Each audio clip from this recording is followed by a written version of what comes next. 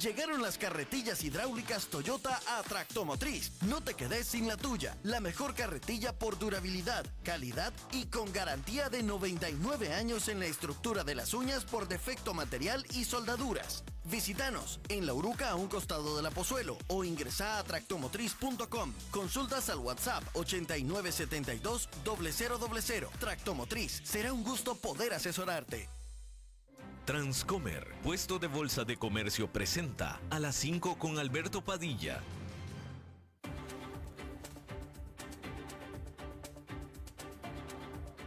Inicia a las 5 con Alberto Padilla. Un programa diseñado con el objetivo de llevarte diariamente un tema de actualidad, acompañado siempre de reconocidos editorialistas. De lunes a viernes a las 5 de la tarde por CRC 89.1 Radio. A las 5 con Alberto Padilla. Hola, ¿qué tal? Saludos, bienvenidos a esta emisión de A las 5 con su servidor Alberto Padilla. Muchísimas gracias por estarnos acompañando. Gracias por estar ahí. Le mando cálidos saludos desde la señal y las instalaciones de CRC 89.1 Radio en San José, Costa Rica, desde donde estamos transmitiendo hasta el punto en el tiempo y en el espacio en el que usted nos está escuchando, porque estamos saliendo en diferentes vías simultáneamente, por ejemplo, en Facebook Live, en la página de este programa, A las 5 con Alberto Padilla. Estamos disponibles en el canal de YouTube de este programa. Estamos en podcast, en las principales, más importantes plataformas para ello, como Spotify, Apple Podcasts, Google Podcasts y otras 5 importantes más. Aquí en Costa Rica, este programa que sale en vivo en este momento a las 5 de la tarde se repite todos los días a las 10 de la noche aquí en CRC 89.1 Radio.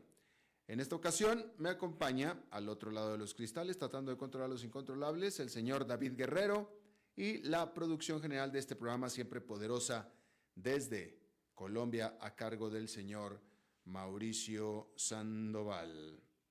Hay que comenzar informándole que el grupo militante islámico que controla la Franja de Gaza, Hamas, liberó a otros 6 rehenes más para un total este jueves de 8, según anunciaron las fuerzas de defensa de Israel. Para esto, el propio Israel se esperaba que liberara a 30, a cambio, por supuesto, a 30 prisioneros palestinos que mantiene en sus cárceles dentro de Israel. Hay que decir que más temprano en esta misma jornada, tanto Israel como Hamas habían acordado extender la tregua, la cual comenzó el viernes de la semana pasada y estaba negociando para extenderla por al menos un día más, que completara la semana completa.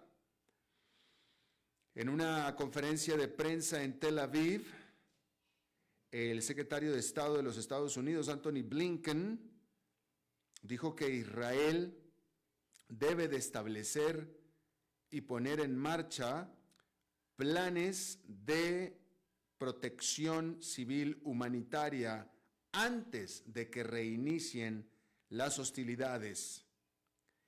Y él dijo que Israel estaba de acuerdo con esto. Eso fue lo que dijo.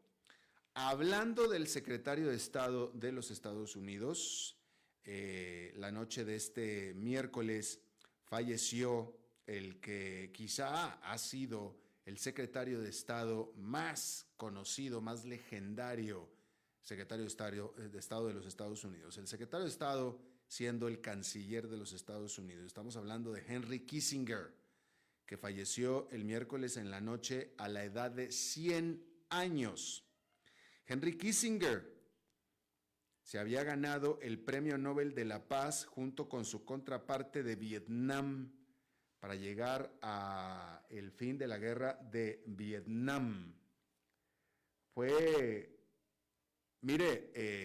Yo nací en 1965.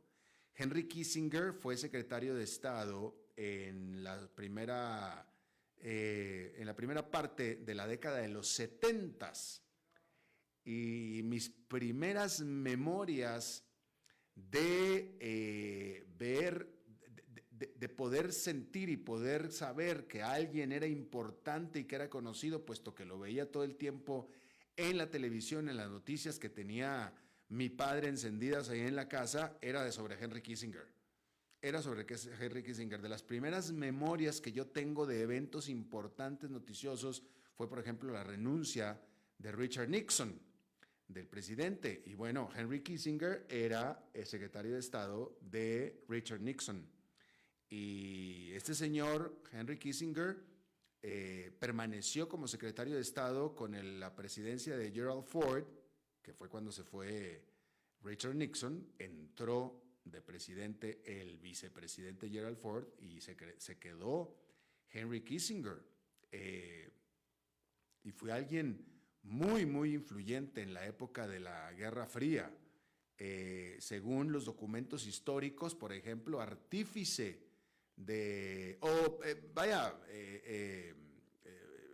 no sé si el término correcto sea artífice, pero sí importante y determinante, por ejemplo, en el apoyo que Henry Kissinger dio al golpe de Estado que diera Augusto Pinochet en Chile a principios de los 70s, por ejemplo. Parte de esta Guerra Fría. Salvador Allende, el presidente de Chile, pues se convirtió en izquierdista, extremo izquierdista, aliado de Fidel Castro, y en época de la Guerra Fría, pues eso era simplemente muy, muy difícil de tragar para los Estados Unidos, y pues Estados Unidos hizo lo que tenía que hacer para ganar esa Guerra Fría que en ese momento se estaba librando en Chile y que estaba librando Salvador Allende. Porque se hizo totalmente izquierdista y bueno, hubo un apoyo, al menos tácito, no sé si material o qué, pero sí hubo un apoyo, digamos que Estados Unidos no intervino en lo más mínimo y todo lo contrario para que Augusto Pinochet hiciera este golpe de Estado. Pero bueno, eso es tan solo dentro de lo mucho que hizo en el mundo. Esta fue la parte que le tocó a América Latina, más otras más, pero Henry Kissinger fue muy influyente. Fue el que acercó a China, el que abrió Estados Unidos a China y China a Estados Unidos, la China comunista, cuando China no era otra cosa más que un país grande, pobre, comunista, en la época de los 70s. Hizo que el presidente Richard Nixon fuera el primer presidente de los Estados Unidos en visitar oficialmente a China, etc. Y bueno, después de que dejara Richard Nixon, después de que dejara el gobierno a mitad de los 70s con Gerald Ford, cuando se acabó la presidencia de Gerald Ford y ganó Jimmy Carter, por cierto, Richard Nixon se dedicó a ser consultor de empresas y de organismos y analista, y permaneció siendo sumamente influyente, y no hubo desde ese momento, que era finales de los 70s, principios de los 80s, 1980-81, hasta la fecha del día de hoy, 2023, que no había conflicto geopolítico internacional que no pidieran los medios la opinión de Henry Kissinger. Yo todavía lo vi a Kissinger en entrevista, en estudio, hace unos cuantos meses, este mismo año, a los 100 años o 99 años de edad. Y todavía andaba ahí y muy lúcido de mente, se veía muy bien, la verdad que es bastante bien. Era un hombre de 99 años, ¿no? Pero para tener 99, totalmente lúcido, completamente lúcido, y todavía él se transportaba a los estudios de televisión y todo, a dar entrevistas, y la gente lo escuchaba. Era alguien con mucho conocimiento, muy profundo. Y bueno, en su época de secretario de Estado, con su estilo diplomático muy particular, ayudó en ese entonces a estabilizar el Medio Oriente después de la guerra de Yom Kippur de 1973, en la que Arabia le quitó el petróleo a Estados Unidos y Estados Unidos entró en una crisis energética porque Arabia le había bloqueado el petróleo a Estados Unidos. Ha sido el conflicto de Medio Oriente más consecuente, con más implicaciones en los Estados Unidos. Y bueno, Henry Kissinger ayudó a estabilizar esta región. Y bueno, de nuevo, su gestión histórica pues no estuvo libre de controversias, como la que le acabo de decir del apoyo que hizo al golpe de Estado de Chile, por ejemplo, y también el apoyo que siempre tuvo hacia Pakistán, cuando en ese entonces Pakistán estaba realizando masacres en lo que hoy es Bangladesh. Y la verdad es que a Henry Kissinger le tocó ser secretario de Estado en una época muy, muy convulsa en el mundo, muy convulsa, más que la que tenemos en este momento, francamente, más que la que tenemos en este momento. Bueno, pues ahí lo tiene usted. Hay que decir que Meta, que es la empresa matriz de Facebook, dijo que eliminó una red de casi 4,800 cuentas falsas chinas, es decir, eran cuentas chinas pero falsas que buscaban influir y polarizar las votaciones de los Estados Unidos antes de este periodo de elección del 2024. Meta, que también es propietaria de Instagram y de WhatsApp, dijo que estas cuentas aparentaban ser de estadounidenses, de ciudadanos estadounidenses comunes y corrientes, y compartían estas cuentas, posteos en Facebook y en Instagram altamente partidarios por parte de disque, aparentemente, políticos y otros medios de comunicación.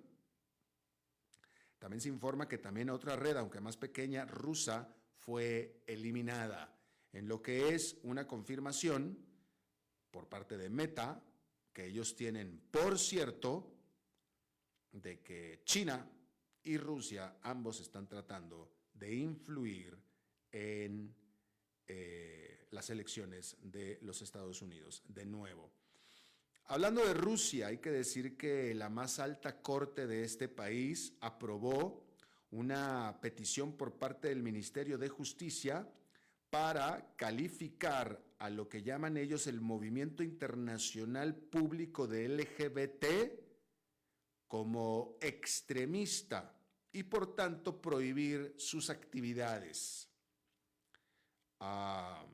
Ok. ¿Qué es exactamente? ¿Cómo identifica uno el movimiento internacional público LGBT? Pues eso habrá que ver. O sea, ¿cómo sabe uno? ¿Cómo puedes determinar uno, quien sea, una persona, un gobierno, un medio de comunicación, que es alguien que simplemente apoya por libertario a los LGBT o todo lo que tenga que ver con LGBT con un movimiento internacional público LGBT? Pues quién sabe.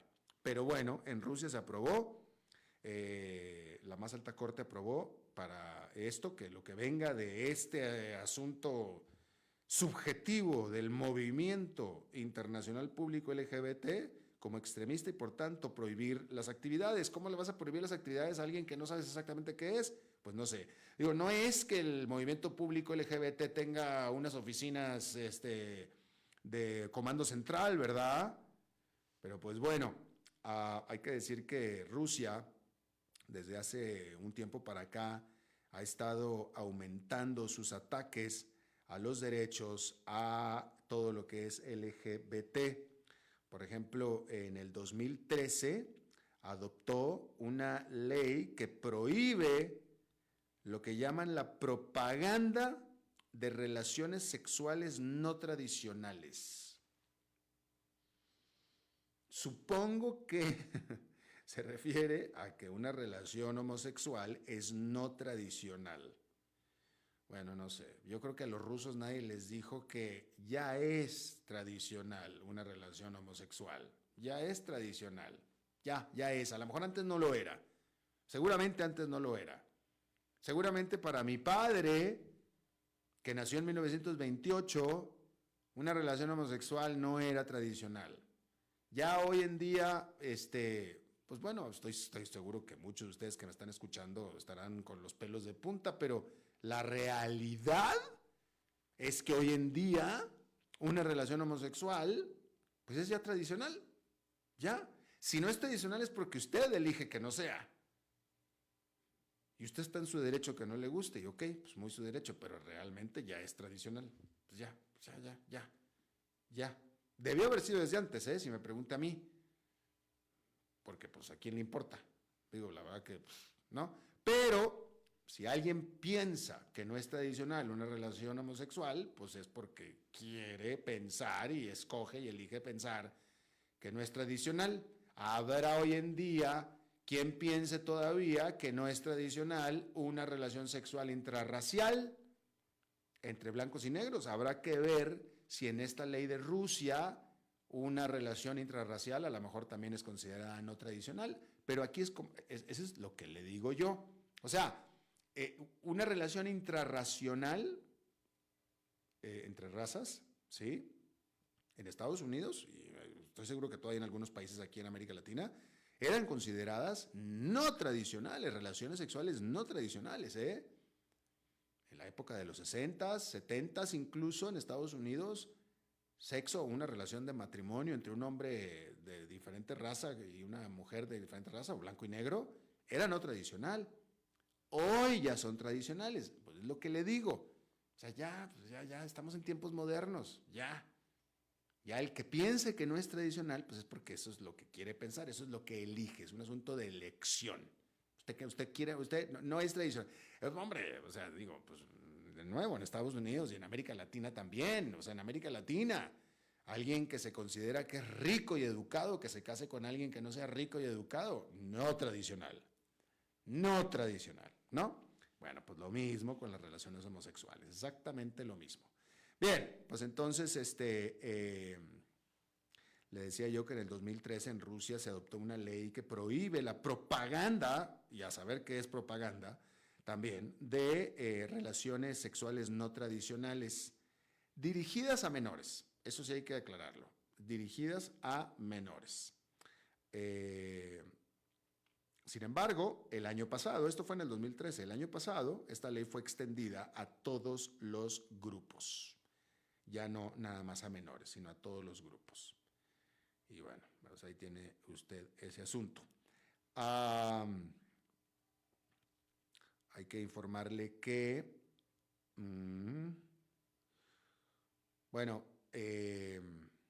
este jueves abrieron las puertas del centro de convenciones de Dubái, que se llama Expo City, para la cumbre del COP28, que es la cumbre anual climática de las Naciones Unidas, donde se estaban esperando más de 70,000 delegados durante este evento que va a durar 2 semanas.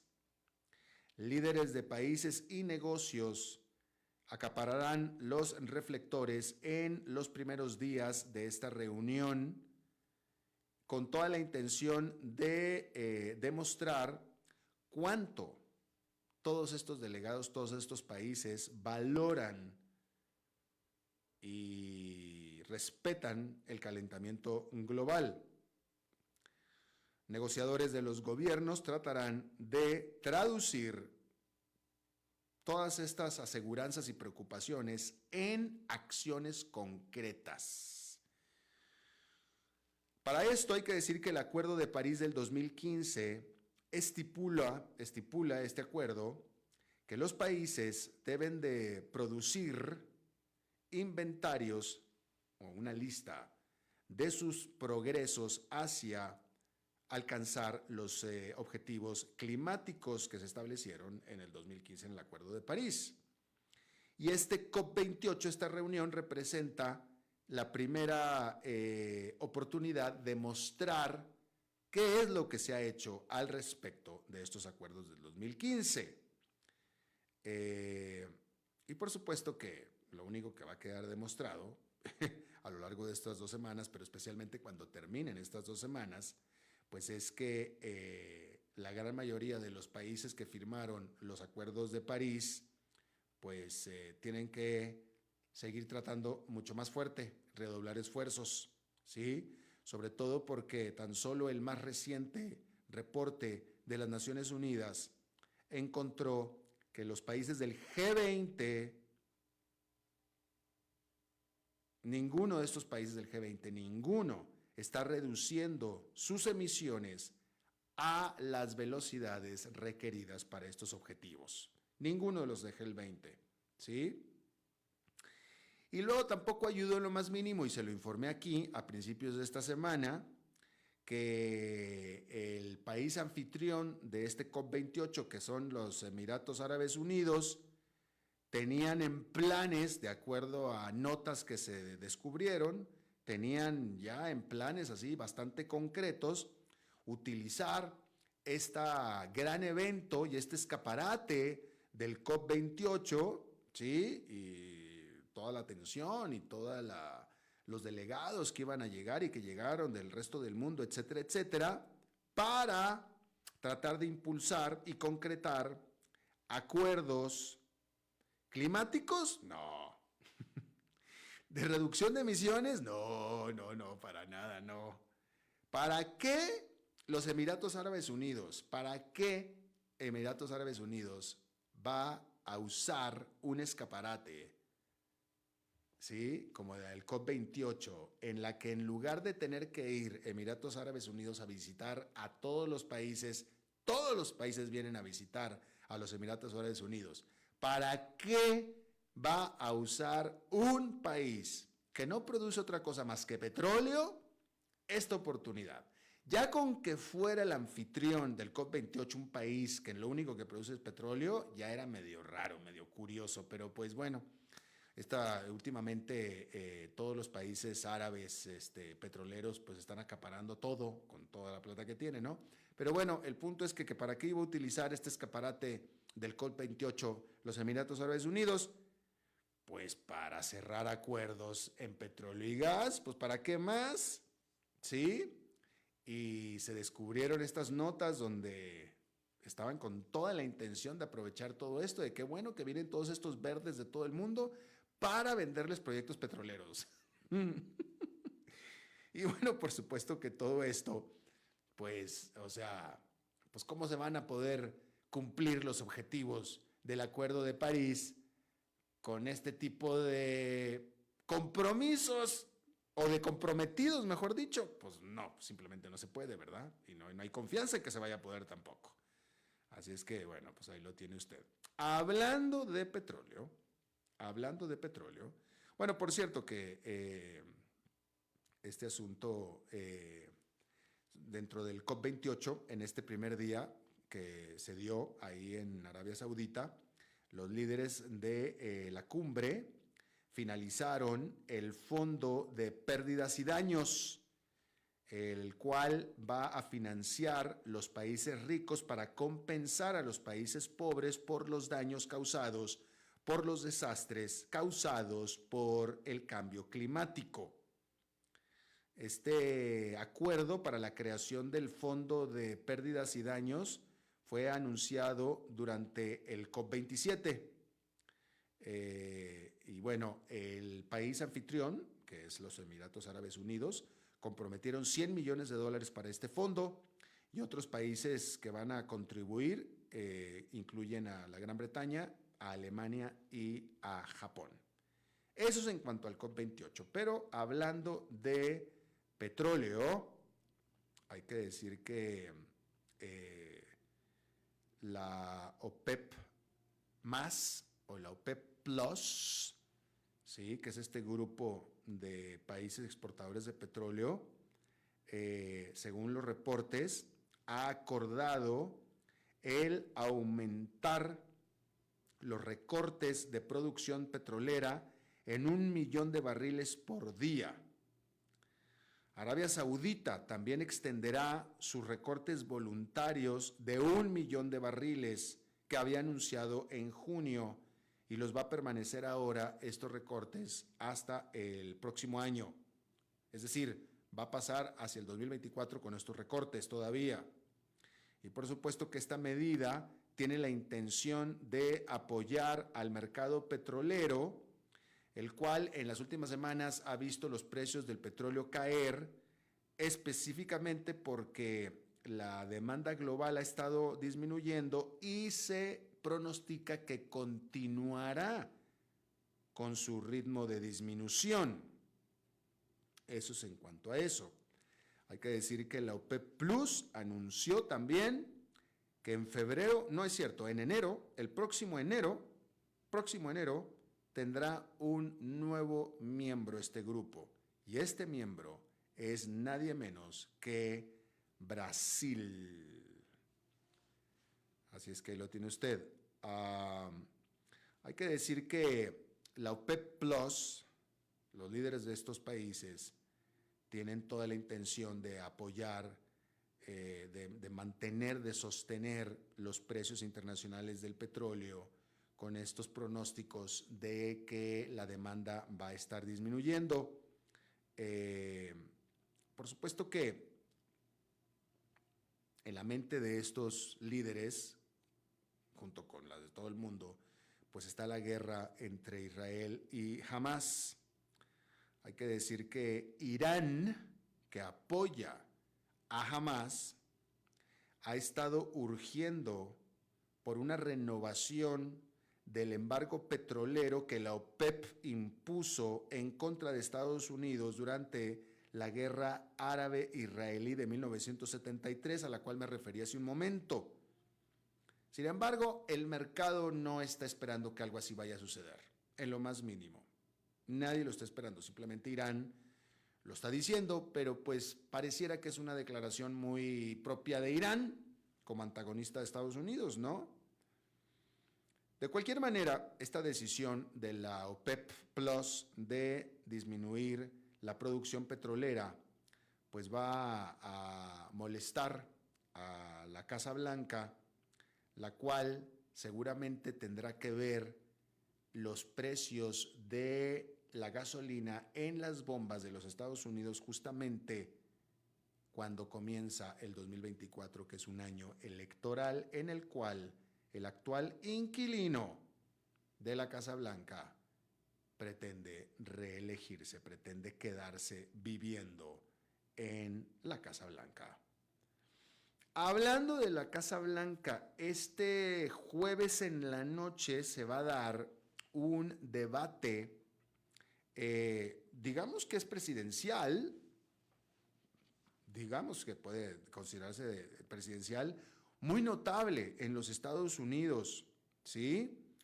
Porque dos de los políticos más notables, tanto del Partido Demócrata como del Partido Republicano, estarán asistiendo a un debate sobre sus planes para el futuro de Estados Unidos.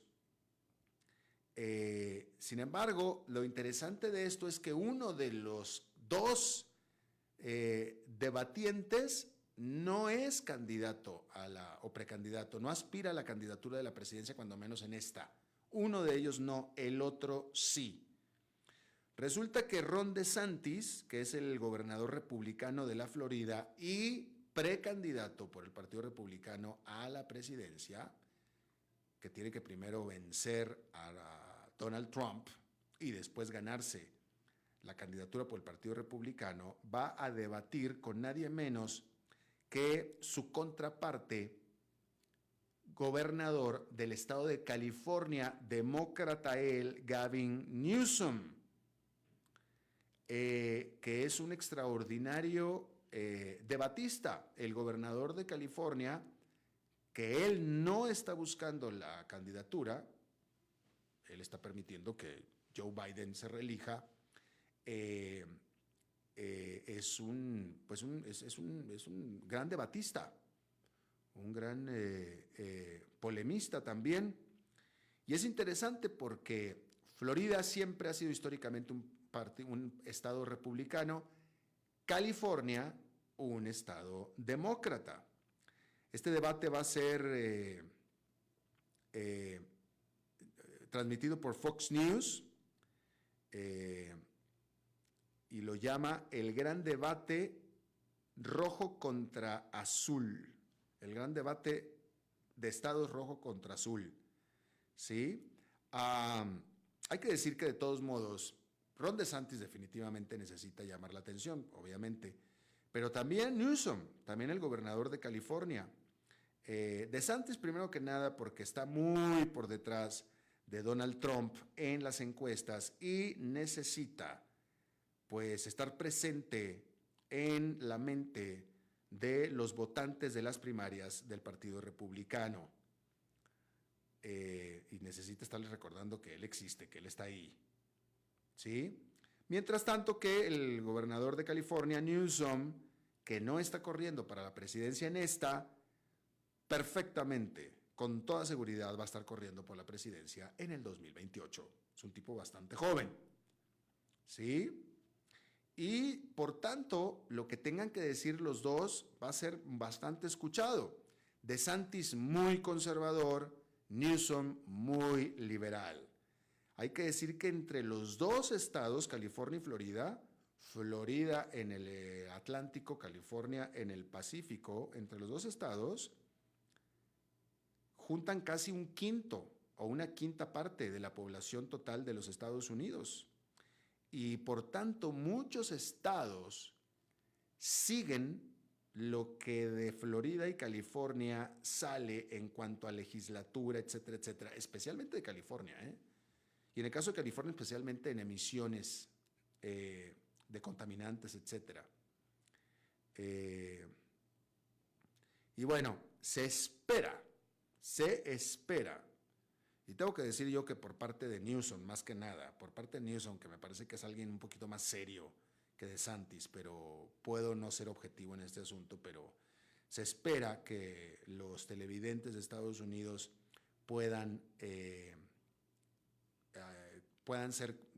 se le puedan cumplir sus aspiraciones de ver una discusión madura entre dos políticos con visiones completamente diferentes de lo que es el futuro del país.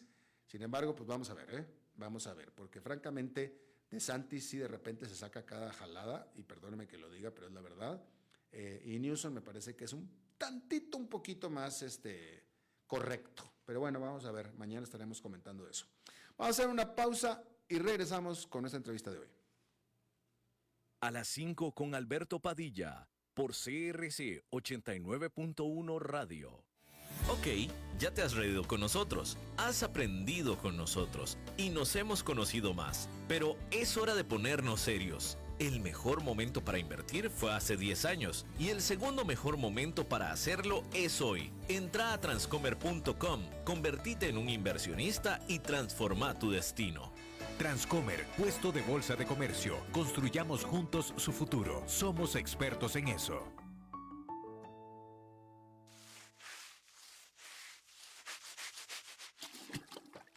¿Están cansados de limpiar tanto el piso de su casa? No sufran más. Cambien esta cerámica con porcelanatos pulidos antibacteriales y súper fáciles de limpiar. En Porcerámica, número 1 en porcelanatos.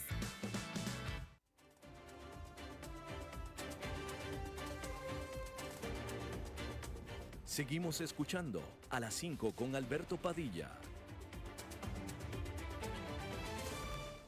Muchísimas gracias por continuar con nosotros. Estoy muy contento de hacer esta entrevista, de retomar estas entrevistas. Hacía mucho tiempo que no entrevistaba yo a emprendedores, a una historia de emprendedurismo de éxito. Y mucho menos todavía en este tipo de éxito que para mí es un gran éxito, ¿no? Una de las grandes críticas que yo hago sobre nuestras economías en América Latina es la falta de oportunidades en toda nuestra América Latina, ¿no? Para desgracia, a ver, la gran mayoría de la población de América Latina es pobre, ya hemos hablado de eso. Entonces, y la gran realidad de nuestros países es que el que nace pobre nace con muy pocas oportunidades. No tiene acceso a la educación, no tiene acceso pues a nada, digo, qué pena, pero no tiene acceso a nada. Entonces, la gran infortunia de los que nacen pobres en nuestra América Latina es que tienen prácticamente garantizado a permanecer en ese estrato simplemente por falta de oportunidades. Y la gran mayoría de los pobres han sido pobres en nuestra América Latina por siglos. Por siglos, ¿sí? El abuelo fue pobre, el padre fue pobre, el tatarabuelo fue pobre, todos son pobres. Pero dentro de este contexto que es real, hay historias muy lindas de gente que nació en la pobreza con esta falta de oportunidades y sin embargo logran trascender, logran salir de eso y lograr cosas espectaculares. Y la gran pregunta es si es suerte o es puro esfuerzo. Sabemos que las oportunidades no estaban, pero ¿cómo se las hicieron? Y esos son de esos temas que yo quisiera hablar con Cristian Arango. Cristian Arango, colombiano, pues él nos dirá qué tan pobre era, pero por lo pronto él lustraba zapatos, eso, a eso se dedicaba él, a lustrar zapatos, una época de su vida. Hoy en día es un empresario de ropa, de jeans, tiene 900 empleados y me parece que eso es una historia de éxito. Cristian, te agradezco muchísimo que estés con nosotros. Hola, buenas noches, por lo menos en Colombia ya son buenas tardes, noches. Tardes, noches, efectivamente. Cristian, déjame primero te pregunto, ¿qué edad tienes tú? Bueno, en realidad tengo 32 años ya, un poquito más. Súper joven, tienes 32 años, eres empresario de ropa, tienes tu propia marca de jeans, tienes 900 empleados. ¿A qué edad estabas tú lustrando zapatos para poder ganar dinero?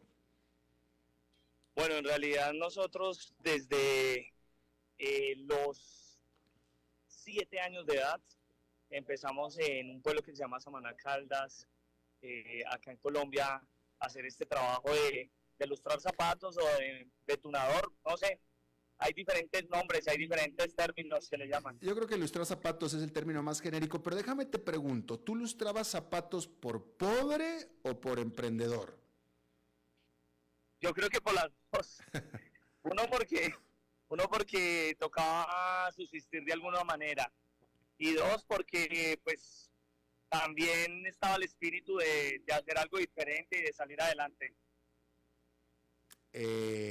Pero tú venías de una familia pobre, te pregunto. Sí, total, pues digamos que las oportunidades siempre fueron muy, muy limitadas. Claro. No aguantábamos hambre, no puedo decir eso porque sería mentir, pero sí las oportunidades eran muy limitadas. Creo que todo lo que se podía hacer era muy, muy sobre el límite. Voy a correrme un momentico acá, que es que justo me cogió que vamos a un evento con mi esposa en este momento. Saludos a la esposa. Aquí te la presento. Hola, esposa. ¿Cómo están? Buenas noches. Muy bien, buenas noches, mucho gusto. Ahora está la vida que nosotros pues llevamos. Realmente ahorita vamos para uno de los eventos más importantes que hay acá en Colombia. ¿De qué? ¿Eventos de ropa? ¿De diseño? Pues en este caso no, en este caso es un evento donde se reúnen creo que muchas celebridades en Colombia y también pues muchas personas importantes para hacer un tipo de donación. Ah, bueno, y ahí vas tú.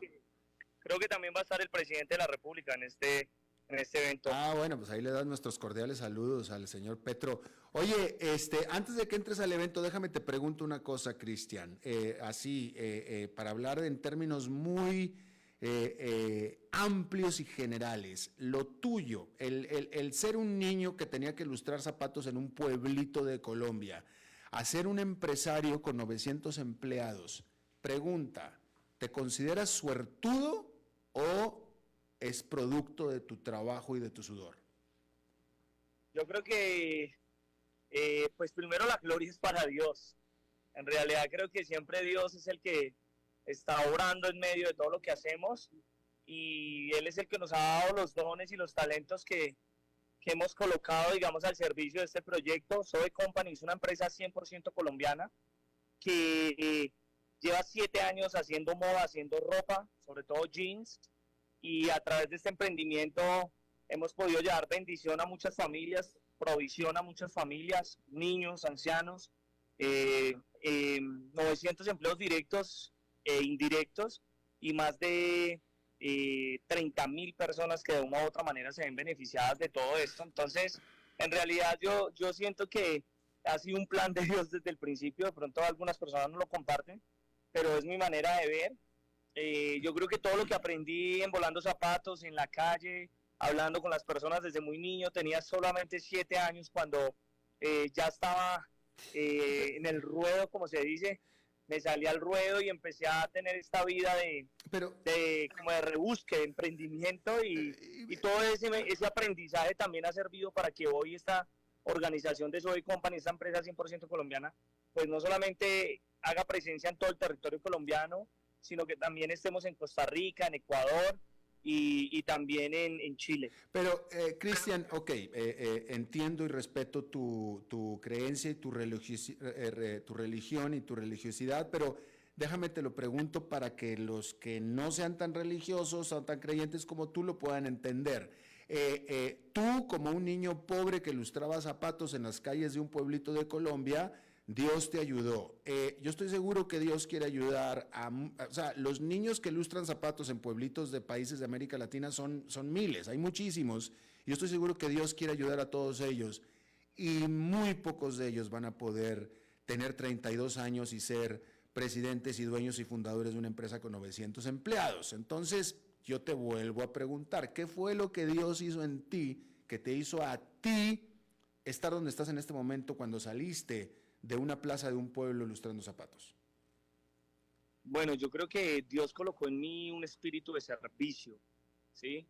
Y desde que precisamente me disponía a limpiar los zapatos de las personas, de los campesinos, de las personas que venían de los cultivos, de hacer todos sus oficios, digamos, en el campo, yo ya estaba con esa vocación de servir. Y yo creo que para ser un buen empresario, digo buen porque hay buenos y hay no tan buenos empresarios, creo que se tiene que tener una vocación muy clara de servir, y eso es lo que yo siento que Dios hizo en mí desde el principio, y lo que ha estado en mí es esa intención de servir, de darles a otros la oportunidad de un empleo, de darles a otras personas la oportunidad de comercializar un producto, de hacer un ejercicio comercial. Entonces siento que lo que ha cambiado en mí solamente es el medio, es el instrumento, porque yo sigo teniendo ese mismo espíritu de servicio de cuando era embolador de zapatos a este momento en el que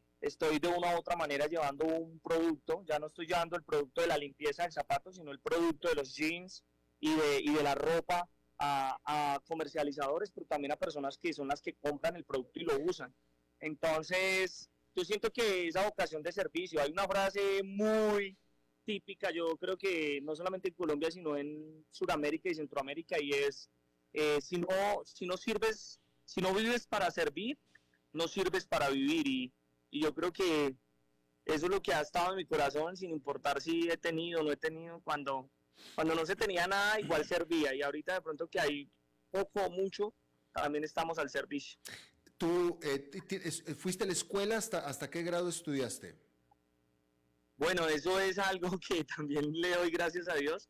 Yo en el pueblo hice hasta séptimo de bachillerato. Luego llegué a Bogotá, la capital de Colombia.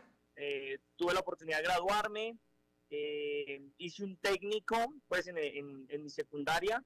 Y justamente este año fui a la universidad, acabé de hacer un diplomado en España en alta gerencia. Ya, bueno, y claro. también me acabo de graduar de un AMP de alta gerencia acá en una de las universidades importantes de Colombia, que es la Pontificia Universidad Javeriana. Javeriana, claro. Pero déjame te pregunto, cuando eras niño, cuando todavía no eras empresario, ya nos explicaste cuál fue el papel de tu religión y de Dios en ti, pero déjame te pregunto, ¿cuál crees que fue el papel o lo que te inculcó, lo que te dejó, uno, la educación que recibiste en casa y dos, la educación que recibiste en la escuela? Bueno, yo creo que es una pregunta, o son dos preguntas en una muy difícil de responder porque... ¿Tuviste un ejemplo? ¿Tu mamá fue un ejemplo? ¿Tu papá fue un ejemplo? ¿Tu hermano mayor quizá? Pues es que es difícil porque yo no viví ni con mi papá ni con mi mamá. Y pues yo soy el mayor, digamos, de esos hijos que mi mamá tuvo por su lado y mi papá por su lado. Pero yo creo que cuando estás en una posición donde las cosas no son fáciles y donde hay muchos límites, siento que tienes dos opciones. O te quedas en esa posición y tomas la decisión de morir en esa misma posición donde naciste, o haces algo para que el lugar donde vas a morir o las condiciones en las que vas a morir sean muy diferentes. Y yo siento que mis profesores y las personas que estuvieron a mi alrededor en ese momento de mi vida jugaron un papel importante porque a muchos de ellos los recuerdo, tanto profesores como vecinos, como personas que estuvieron ahí. Mi abuela y el esposo de mi abuela, este fin de semana los visité y yo lloraba con ellos porque ellos lo dieron todo por mí. De lo que tenían, dieron para mí, sin ni siquiera tener una obligación conmigo, porque pues mi abuela sí tiene mi sangre, o yo tengo la sangre de ella, pero el esposo no, cero, no era nada mío, pero se dio por mí. Siento que una de las cosas que yo más agradezco del esposo de mi abuela fue que me pegara unos 4 o 5 correazos cuando fueron necesarios, porque seguramente si no hubiese sido de esa manera, guardando obviamente los pensamientos de cualquier persona y respetándolos, yo de pronto hubiese cogido un camino que no es, porque lastimosamente cuando hay historias muy similares a la mía, los finales a veces no son tan inspiradores, sino que son finales a veces muy dolorosos, donde vemos que los jóvenes cogieron un camino que no era, un camino equivocado. Precisamente, Cristian, te quería preguntar al respecto. De todos tus amigos con los que tú creciste cuando tú eras ilustrador de calzado, quiero pensar que no todos ellos se hicieron empresarios como tú, probablemente ninguno de ellos. Quiero pensar que todos ellos también venían de hogares divididos, la gran mayoría, muchos de ellos quizá, seguramente tenían un abuelo que también les pegaba, probablemente. Si todo lo que acabo de decir es verdad, ¿qué fue lo que te hizo a ti diferente del resto de tus amigos? Pues digamos que hubo muchas situaciones difíciles.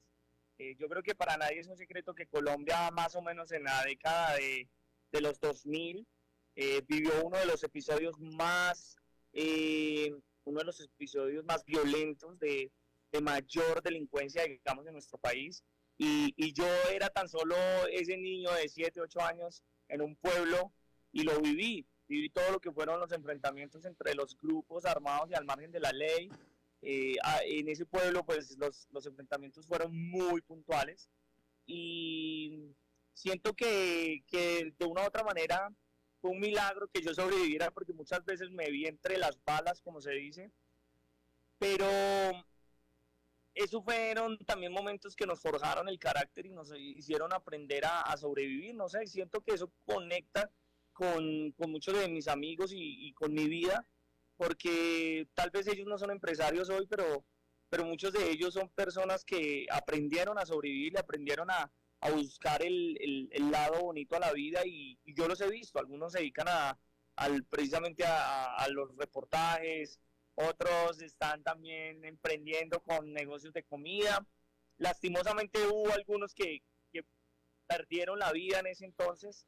Tengo recuerdo de 3 amigos muy cercanos que tomaron una decisión siendo muy niños equivocada de irse a integrar estos grupos y allí perdieron la vida, y otros pues no los volví a ver, pero siento que de todas maneras a veces estas cosas tan difíciles que nos pasan en la vida marcan un antes y un después, para que cojamos un camino que inspire a otros o sencillamente para que asumamos un papel que va a ser invisible durante la vida y después de que partamos de este lugar, porque yo siento que al final de eso se trata la vida, de decisiones y así como yo pude, gracias a Dios, tomar una decisión de esforzarme y hacer algo diferente, también algunos de ellos tomaron la decisión de quedarse ahí y de ver solamente las limitaciones, porque pues ambos teníamos la misma posición en ese momento.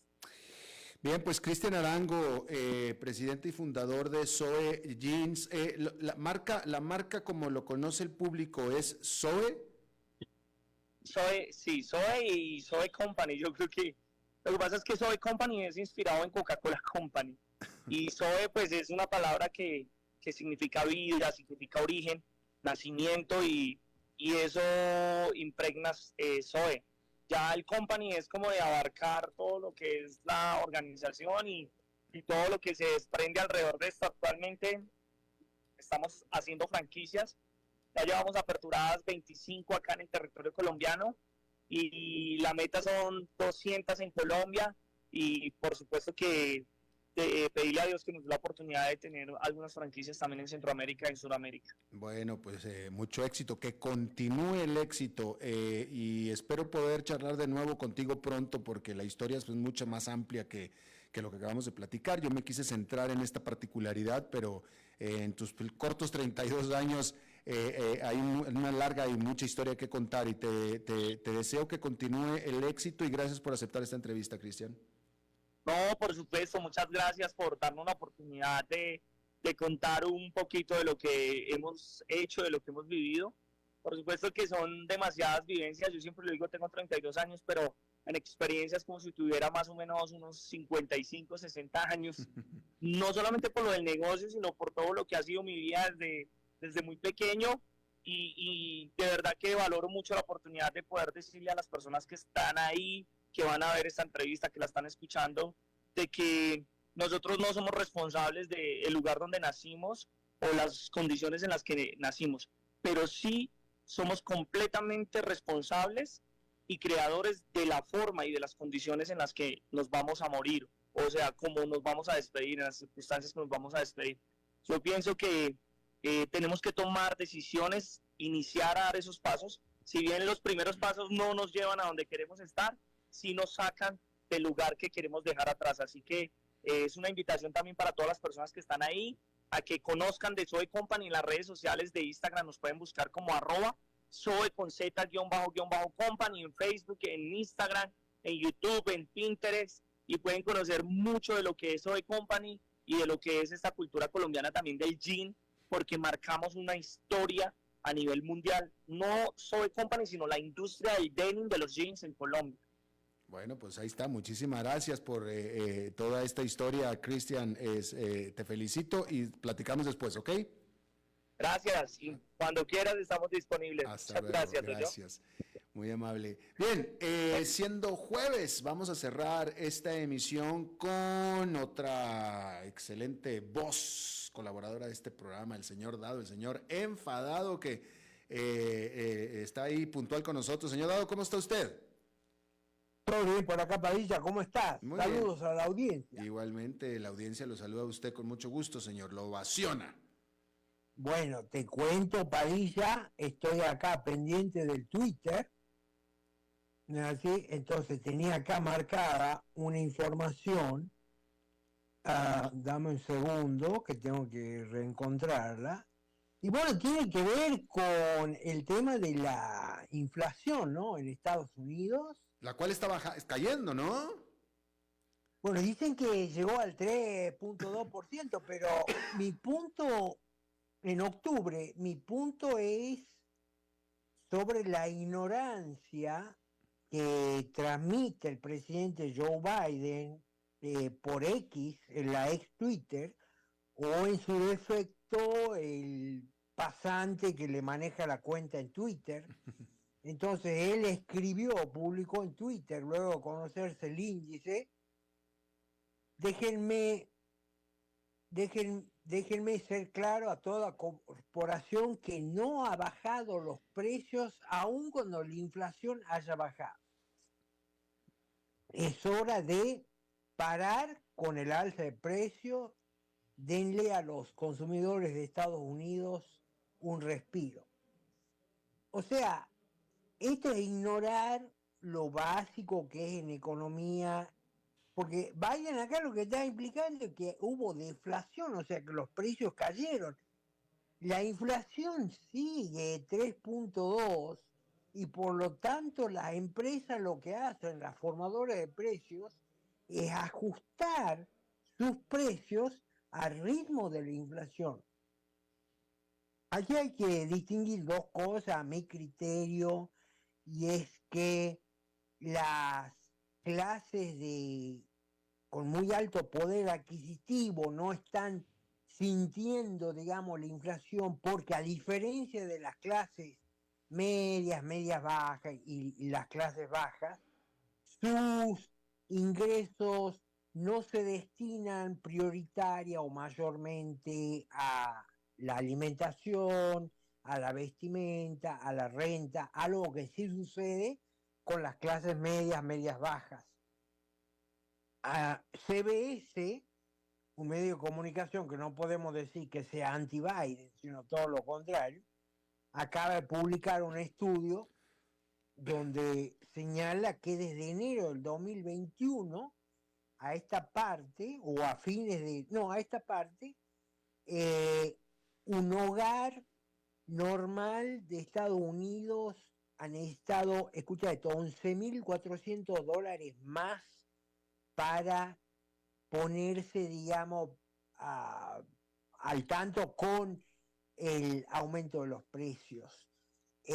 También se ha conocido otra estadística de los organismos oficiales de Estados Unidos que dicen que con Biden el rezago salarial es de casi el 3%. Entonces, otra cosa que me interesa señalar, Alberto, es cómo me recuerda mucho a Argentina, cómo el gobierno dice que sus políticas económicas están funcionando, y en Argentina en su momento decían que los índices que de ellos les daba que había menos pobres que en Alemania, esto durante la última presidencia de Cristina Fernández de Kirchner. Y aquí hay algo muy parecido, ¿no? Vos la oyes a la secretaria de prensa que te dice, no, las Bidenomics están funcionando, los precios están cayendo, cosa que no es verdad, los precios se están desacelerando, pero a los estadounidenses cada vez les cuesta más poder solventar su estilo de vida. Y esto para no mencionar, Alberto, otras estadísticas que hablan de que casi más del 50% de los estadounidenses hoy por hoy viven cheque a cheque, o sea, no tienen posibilidad de ahorrar y menos de consumir otras cosas que vayan más allá de las necesidades. Pero bueno, así están las cosas, Alberto. Yo no vislumbro, yo particularmente no soy optimista en el futuro económico de Estados Unidos.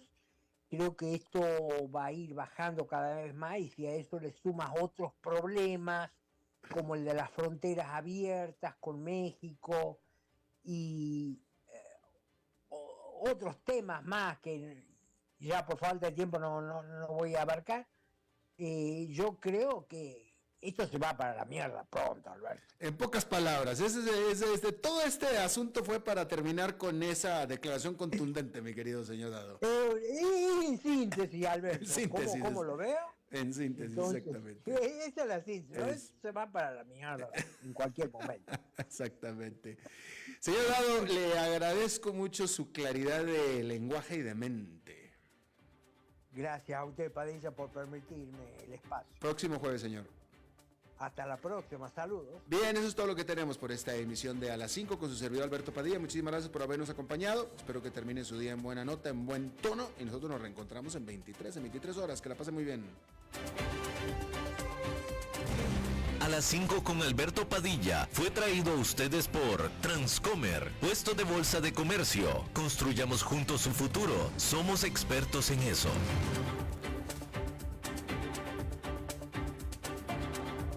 Concluye A las 5 con Alberto